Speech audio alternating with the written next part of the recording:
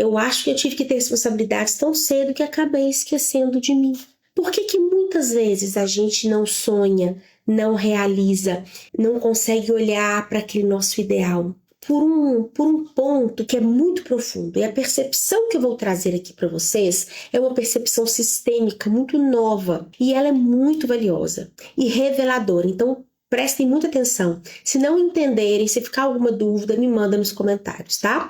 Porque é uma perspectiva nova para muitas de vocês. Por que eu não faço? Porque eu estou, em muitas situações, e na grande maioria das vezes, emaranhada no meu sistema familiar. O que é estar emaranhada? Estar enlaçada, entrelaçada. É estar olhando para a vida de um membro da minha família inconscientemente. É estar presa a situações e pessoas da minha vida, do meu sistema, né?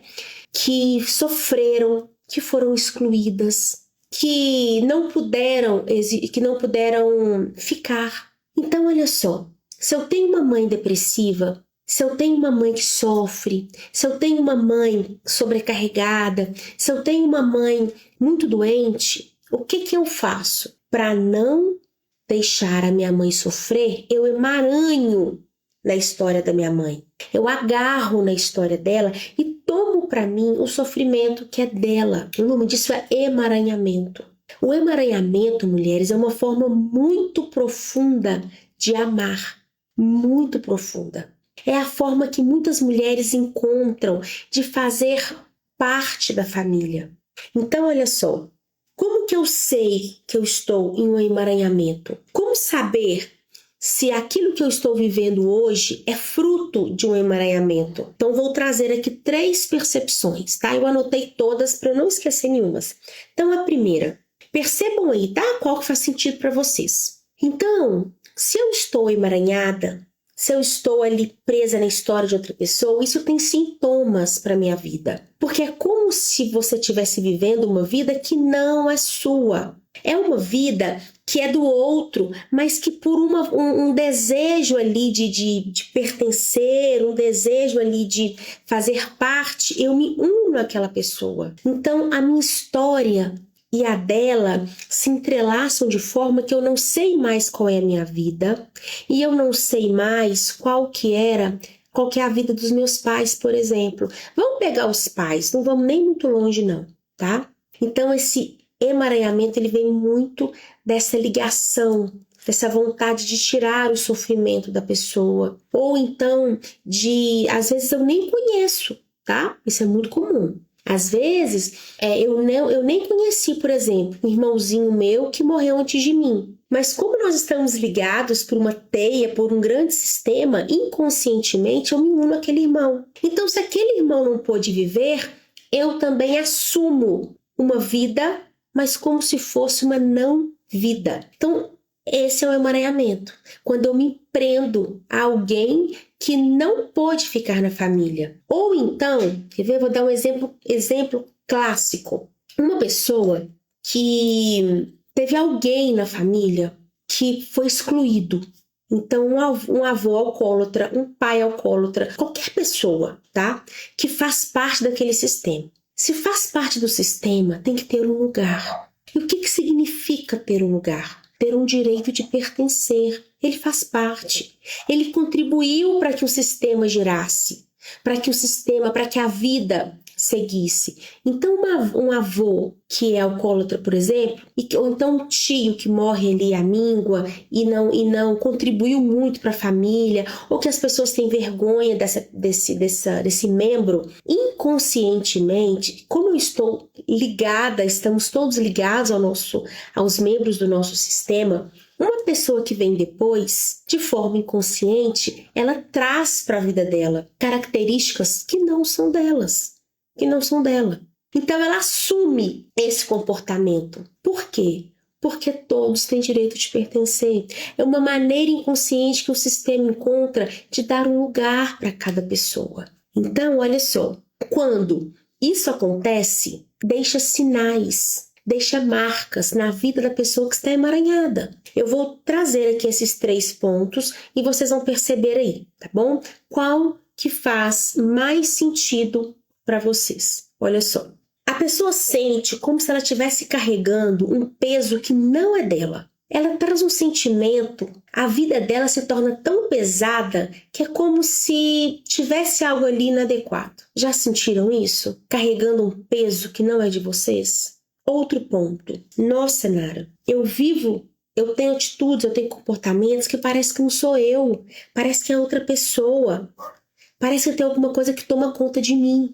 Esse é o número 2. Aquela sensação de que parece que não é você. Eu atendi um rapaz, eu tenho um acompanhamento sistêmico terapêutico e cada sessão desse acompanhamento sistêmico, a gente olha a gente busca a solução para uma dessas questões, né, que estão emaranhadas ali. E aí, quando eu conversei, né, com esse meu cliente, ele veio para a primeira sessão e ele trouxe, Nara, eu tenho uns comportamentos que parece que não sou eu.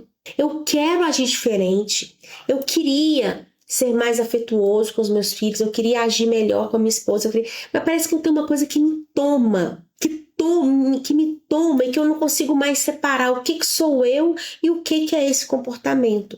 Isso exime a pessoa de responsabilidade? Não, mas explica o porquê desta falta de identificação. É como se a pessoa não fosse ela. Ela age assim.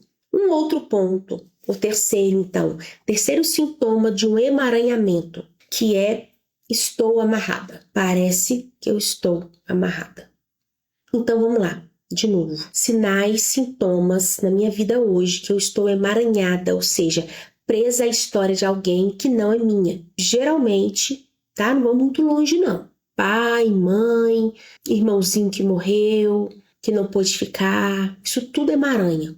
E é uma forma de amor, porque é a única maneira que a pessoa tem de amar. Então, inconscientemente, ela se prende a essa vida no outro. Parada no tempo. Isso mesmo. Né, dentro desse estou amarrada, esse parada no tempo também entra. Então, vamos lá.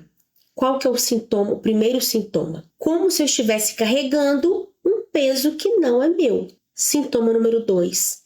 Parece que essa vida que eu estou vivendo não é minha. Parece que alguma coisa toma conta de mim e que parece que não sou eu. É incompatível com o que eu sou. É incompatível com o que eu quero. Então, quando eu vejo, eu já fiz. Quando eu vejo, eu já agi. Quando eu vejo, eu já bati. Quando eu vejo, eu já perdi a paciência. Quando eu vejo... Claro, né, gente? Não estou levando em consideração aqui as alternâncias aí emocionais do dia a dia, não, tá? Eu falo quando vira um padrão. E o ponto número 3, sinto que estou amarrada. Isso tudo são identificações inconscientes, que geralmente não é a minha vida. Eu vivo uma vida emaranhada com de outras pessoas da minha família. O ponto-chave do acompanhamento sistêmico é buscar a solução para esse problema, que é fazer o quê? Sair desse emaranhamento. Encontrar uma maneira mais saudável de amar. Uma maneira que é condizente com o que você quer. Que é uma maneira condizente com aquilo que você acredita. Que é uma maneira sua de viver a vida. Que é uma maneira sua de trazer para fora aquilo que só você tem. Então você concorda comigo que se você está presa, emaranhada, esse peso que não é seu, você concorda comigo que você está sendo impedida de viver o que é seu? Então a gente vai precisar olhar para aquilo que esse emaranhamento causa. Então a gente precisa estar consciente de que estar emaranhada traz muitas consequências. E uma delas é essa que a Gi fala. Quando você está carregando o peso de outras pessoas, é mesmo assim, você é taxada como ruim. Porque é você que está fazendo. A responsabilidade é minha, é sua, é nossa. Não adianta procurar culpado lá atrás. Por que eu trago esse conhecimento? Para vocês tomarem consciência. Mas a responsabilidade de fazer diferente é minha. Porque é a minha vida que está sendo impactada negativamente. Então vamos lá. Se eu tenho uma mãe muito triste, muito depressiva, mas que tá velhinha, ela já viveu tudo que ela tinha que viver. Mas se eu tomo essa tristeza dela, se eu tomo essa vida que é dela, qual vida que está sendo impactada? A minha ou a dela? A minha.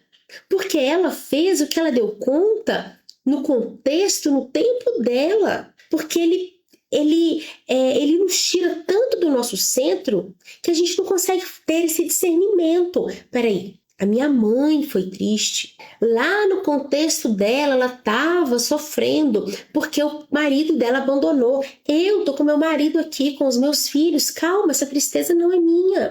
Então a gente precisa acordar. Opa, peraí. Quem está sendo achada como ruim não sou eu? Então quem que tem que mudar? Eu. Quem que tem que procurar identificar essas barreiras para definitivamente sair desses lugares?